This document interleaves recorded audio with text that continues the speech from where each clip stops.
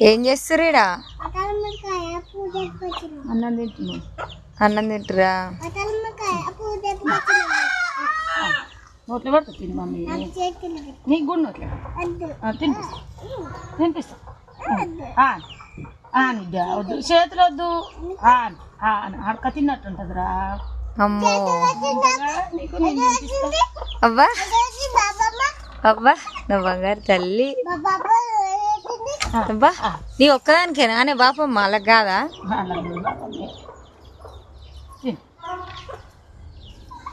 ఇగో అమ్మ అయితే అన్నం తిని గంజి తాగుతుంది. గంజి అయితే వంచి ఇడబెట్టిన నేను.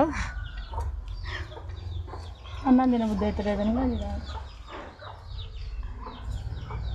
అన్నం వేస్తా అంటే అలా మా అమ్మ వచ్చినాకనే వేస్తుందంట.